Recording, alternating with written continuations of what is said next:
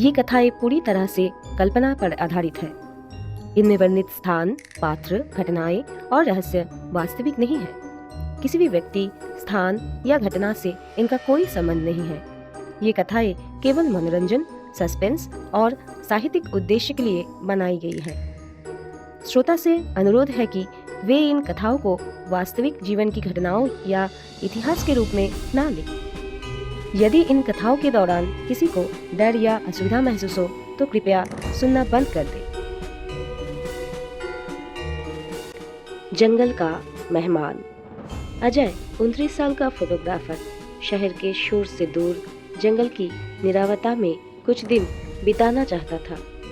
वर्षों से वो वन्य जीवन की तस्वीरें लेता आया था, लेकिन पहली बार उसे 2 दिन का अकेला प्रवास जंगल के पुराने सरकारी बंगला में मिला। विश्राम निकेतन।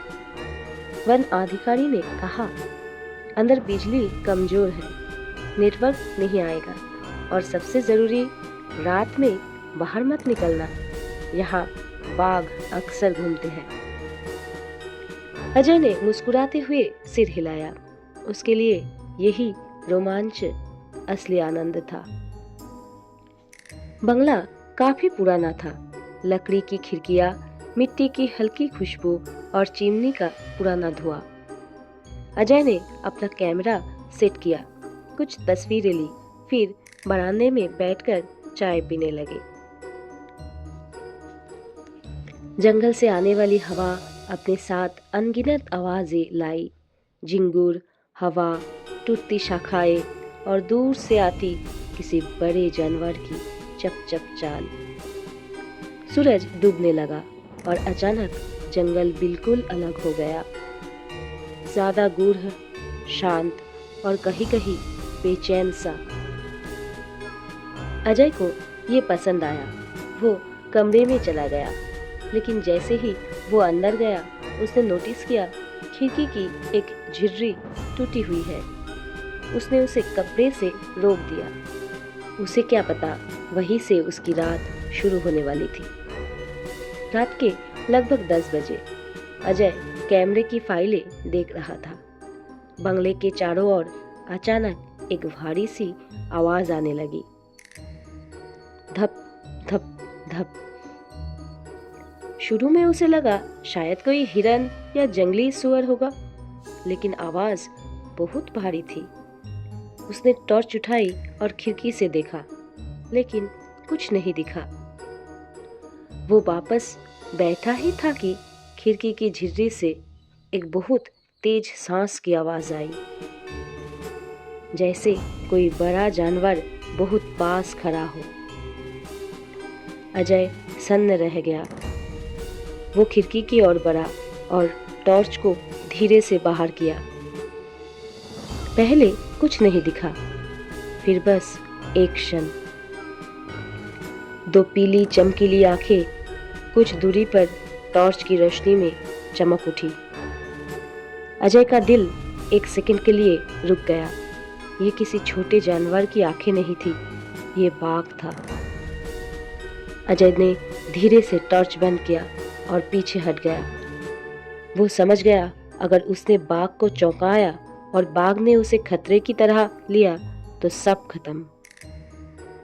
अजय की सांसें भारी थी। कमरे में अंधेरा तैर रहा था। उन आंखों की चमक अब भी उसकी याद में चुभ रही थी।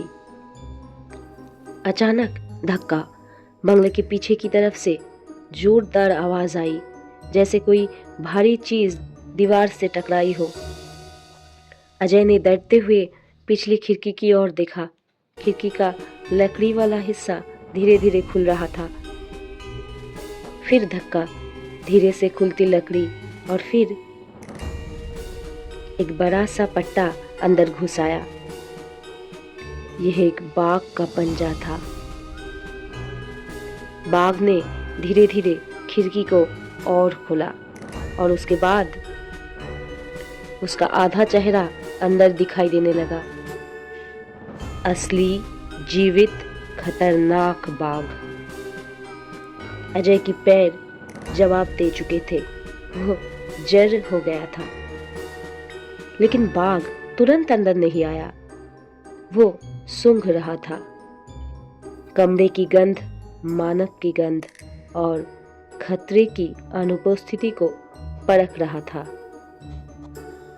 अजय ने सोचा, अगर मैं हिला तो ये अंदर कूद पड़ेगा। उसने धीरे धीरे अपना फोन उठाया, पर नेटवर्क नहीं था। बाहर बाग गहरी सांसें ले रहा था। उसका चेहरा अब पूरी तरह अंदर था। उसकी गर्म सांसें अजय के हाथ पर महसूस हुई। अजय ने धीरे से कमरे के दूसरे कोने की ओर खिसकना शुरू किया। उसने सोचा, शायद किचन में कोई रास्ता हो। लेकिन जैसे ही उसने दूसरा कदम रखा, बाघ ने हल्की गुड़गुड़ाहट की। गुर्र।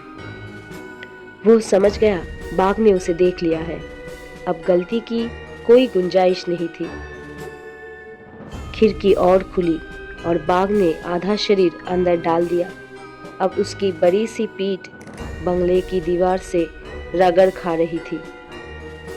उसकी मूछें हवा में हिल रही थी, जैसे वो सिर्फ एक छलांग दूर हो। अजय ने देर ना करते हुए किचन की ओर दौड़ लगा दी। बाघ ने तुरंत खिड़की पर से छलांग लगाने की कोशिश की। लकड़ी टूटी, फ्रेम हिल गया और बंगला कांप उठा। अजय किचन में पहुंचकर फौरन दरवाजा बंद कर देता है। वो कुंडी लगाता है और रसोई के भारी स्टील के ड्रम दरवाजे के आगे लगा देता है। बाहर से आवाज आता है। बाघ दरवाजा तोड़ने की कोशिश कर रहा था। अजय के पैर कप रहे थे। समझ नहीं आ रहा था, मैं यहाँ कितना देर टिक पाऊंगा। अजय ने चारों ओर देखा। किचन ही एकमात्र कमरा था जहाँ खिड़कियाँ छोटी थी और लोहे की बनी थी। यह उसकी किस्मत थी।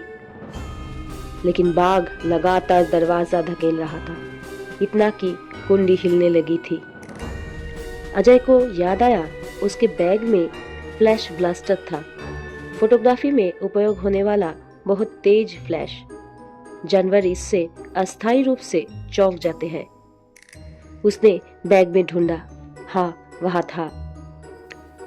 अब उसकी योजना थी, एक, दरवाजा थोड़ा खोलना, 2, जैसे ही बाघ नजदीक आए, 3, फ्लैश की तेज रोशनी उसके चेहरे पर डालना, 4, और फिर किसी सुरक्षित कमरे में भाग जाना। ये बहुत जोखिम भरा था, पर यही आखिरी तरीका था। अजय ने अपनी सांसें स्थिर की। दरवाजा धीरे से खोला, बस कुछ इंच। बाहर बाघ तैयार था। उसकी चमकती आंखें सीधी अजय पर पड़ी। अजय ने अचानक बटन दबाया। फ्लैश। एक तीखी सफेद रोशनी बाघ की आंखों पर पड़ी। बाघ ने जोरदार दहाड़ लगाई। वो पीछे हट गया, कुछ सेकंडों के लिए भ्रमित हो गया। अजय ने इस मौके का फायदा उठाया और तेजी से किचन से बाहर भागा। बाघ दीवार से टकराया, पर तुरंत संभल गया। अब बंगले के भीतर भागता इंसान और उसके पीछे गुस्सैल बाघ था। अजय ने गलियारे में दौड़ते हुए सामने वाले कमरे का दरवाजा खोला और अंदर घुस गया। कमरे में एक बड़ा अलमारी नुमा स्टोर था। उसने खुद को उसके अंदर छुपा लिया और दरवाजा बंद कर लिया। बाहर बाघ ने पूरे कमरे को सूंघना शुरू किया। उसकी धारदार नाखून फर्श पर लगातार रगड़ खा रही थी। उसकी सांसें बेहद भारी थी। फिर वो सीधे अलमारी की तरफ आया। अजय की धड़कनें बेकाबू थी। बाघ ने अलमारी के दरवाजे पर पंजा मारा। एक गहरी खरोच बन गई। अजय ने अंदर खुद को और भी छुपाने की कोशिश की, लेकिन बाघ लगातार पंजे मारता रहा। दरवाजा हिल रहा था। 1 बार, 2 बार, 3 बार और चौथी बार में दरवाजा थोड़ा खुल गया। अब बाघ की नाक अलमारी के भीतर थी। अजय की आंखों के सामने अंधेरा छा गया। तभी बाहर से अचानक एक तेज आवाज आई। जीप की सायरन।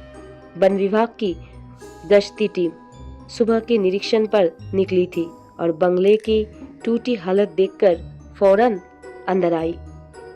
बाहर से किसी रेंजर ने चिल्लाया, बाघ बंगले में है, बहुत सावधानी से।